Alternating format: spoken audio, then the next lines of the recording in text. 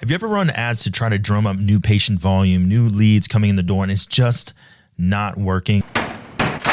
Well, in this video, I'm going to break down how we at our company help our clientele as we consult and manage their advertising and help them build patient acquisition systems, how we solve that problem, how we diagnose it, how we fix it, and how we create the flow that they're looking for so they can grow and scale their practices. And we're going to hijack a principle that the world's best investment firms use to invest in portfolios and to get the return on their investment. And so I'm going to break down how we do it. It's pretty cool. So I'm going to take you over to my iPad, but first I'm going to let you know who the hell am I.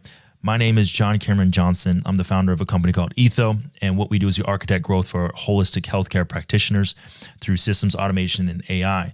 And through our years of experience and $3.1 million of managed or consulted advertising and patient growth, and yielding $23 million of return, what we found were some patterns. And so I'm going to share with you in this video and on my iPad right now how we solve that. So let's go and jump in. So why is my patient advertising not working? This is a great question. Now, there are a few things that I want to cover for you first. Well, if you and I were to play a card game, and let's say your friends were playing, I don't know, gin rummy, poker, doesn't matter what it is. And I say, okay, great, go ahead and shuffle the cards. Now, you're going to have 52 cards in that deck, right? And that's your typical deck. And you have probably a decent time shuffling those cards. But what if I said, you know what, let me go and take 51 of those 52 cards. Now you're down to one card. You know what, maybe I'm nice and I give you two cards. So now you got two cards to shuffle. And what's going to end up happening here, and I ask you to do the same function, please shuffle these cards. You're probably not going to have the best time, and you're not going to be able to effectually shuffle those cards well, right? And so you're like, I can't. It's not really something I can do here. Well, most practitioners, most businesses are doing that with their service offerings. They're only putting out 1 to 2 ads in the hopes that it's going to work. Now, what I want to impress upon you is that these algorithms are some of the best shuffling machines out there. They're essentially, the way I want you to think about it is a digital, this is a very kind of crazy statement, digital natural selection, if I can spell today, natural selection machine, okay? It is a process that uses Darwinistic tendencies because the things that these platforms care about is number 1, user experience, 2, making money, 3, advertisers making money. Now, you may be saying, well, Facebook ads don't work, Google ads don't work. I would have you pause because last year, Google made about $230 billion on advertising. Facebook made about $225 billion on advertising. So there are advertisers on that platform because it is working. So if it's not working for you, we do need to figure out what it is and diagnose it, fix it, address it, and make the shifts and changes so you can start getting that patient flow. So how I like to share with clients how it actually works is we're going to go back to the principle of the investment funds. Now, what if I told you that out of every 100 companies, the best firms on the planet, like Sequoia Capital, Greylock, they're expecting on average 1 to 2 out of every 100 companies they invest in to yield a return. 1 out of every 100, 2 out of every 100. Advertising is no different. And so the way I like to share with people how this typically works, and this is a model that I love sharing, when it comes to ads and how they actually work, most people think the white line is how they're going to work. Okay, cool. I'm going to get some ROI from the 1 to 2 ads that I run. It may not be the best ROI, but I actually am going to get ROI. What I will tell you is that that's typically not the case. I could probably even move that line up a little bit more. I would even say all the way up to the singular, this little guy right here, this $1 sign. Really, the actual return looks much more like this.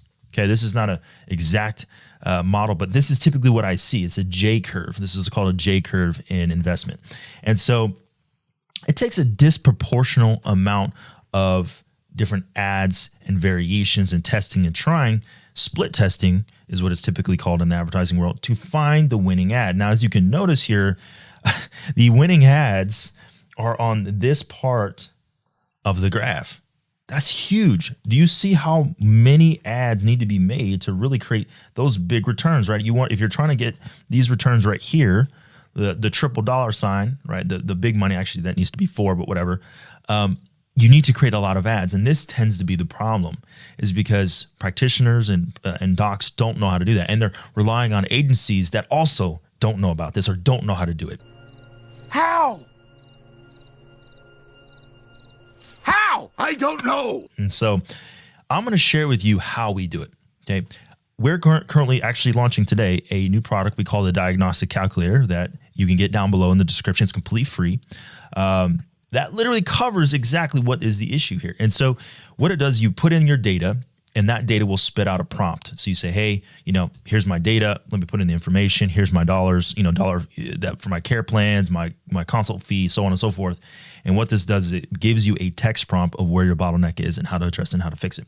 So from there, what do we do? What are we doing to be able to launch this out? Now, I'm just going to show you some examples. We like using memes. I like memes. I like humor. It is what it is.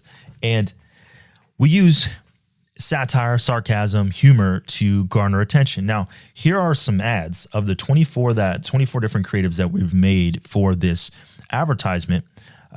These are just some of them. So I've created a tremendous, and we're using memes. These are something you can literally pop online, go to a website called IMG Flip, put in your data, put in your information, sign up for accounts, like, I don't know, $5 or whatever it is a month, something to that effect. And you can start playing around with some of the memes and actually associate it with whatever your offer is, whatever your condition is. We're doing it for our calculator. So obviously it's all aligned with not knowing how to run ads, running ads blindly, ad agencies. You're not able to, ad agents try to explain how they're getting return, this kind of stuff. And so it's all around that. And so we're using these memes as a way to garner attention. And then we're also just showing the product as it stands, right? So this is just some other creatives. Now there's only 15 or 14 creatives here. I said we have 24. So how do we create more variation? Okay. So how do we take the 16 or 24 and turn it into hundreds or even thousands? Let me share with you.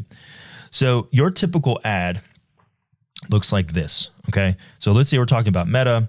You have, let's say we go here, pretty straightforward. We have words, and then we have the creative here. So let's say that's it's an image of whatever, right? It can be whatever. So it's an image.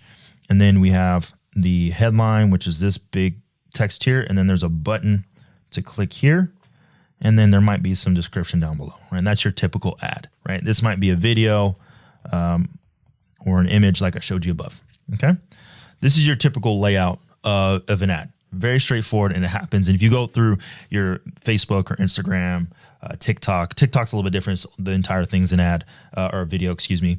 And you can take a look at that and go, okay, cool. This is the elements of an ad. So we're gonna need this guy. This is a headline.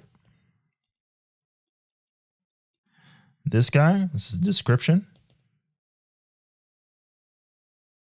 And then this guy, which is called copy. Okay, this is the words that convert and persuade and sell the thing that you're doing. Now, so we have, look at the amount of variables we have. We have 1, 2, 3, 4. So we learned this in grade school. How do we create variations? Well, we have multiplication. Okay, so if we take the 24 creatives that I talked about, so 24, okay, and then we add in, let's say, and I do have 8 of these, so I have 24 of these, I have 8 of these, I have 5 of these, and I have 5 of these. And so what this allows me to do on the platform is make a lot of variations. So let's just do some math there. Let's say we have, like I said, we have 8 creatives. Excuse me, take that back. I take that back. That was bad. That was wrong. Wrong, sir. So 8 copy variation, 24 creatives. We have 5 headlines. And what's another fun color? This one right here. Let's see. Let's go red. 5 descriptions. Now, I don't know how good you are at math, but this is the total number of variations we have? 4,800. So that 4,800 creative variations allows us to create rich variation on the platform. And if we go off the 1% to 2% of successful ads out of this allotment, we should have anywhere between 48 to 96 successful ads. The funny thing is, I'm hedging against the fact that it actually might be less than that. My estimation based off this amount of variation is we're looking closer to 12 to 24.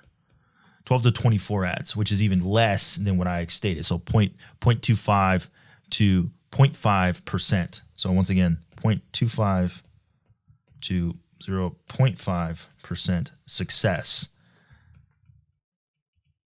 Now, this sounds crazy, but this is what it takes. It's Lego blocking or using the ad components like Legos. So if you look at it, it's like, okay, cool. I'm going to stack. And how would we do this functionally is, you know, as you're looking up here is like, okay, I'm going to swap out the creative and then I'm going to keep everything in the same. And I'm going to just keep all units the same here, here, and here. And I'm just going to swap all of these out. Okay. I'm going to swap one by one. So we have 24 versions of that. And then you have to do the same thing, but now you're changing the copy, the headline, the description, and it's now just becoming multiplication. And the ad campaign starts to get this, it's huge. It gets huge. And you're able to test all these variations very, very quickly. And so for us, what we normally see is when we do this, we're going to see a 0.25 to 0.5 of those ads to be successful and to last. And this is how we find winning ads right out the gate. And time again, I've tried to break this. I've tried to make this better, right? How do I make this simpler? And it just becomes a game of variation, just becomes a game of volume. The amount of work required to actually create successful ads, people greatly underestimate the amount of split testing that's necessary.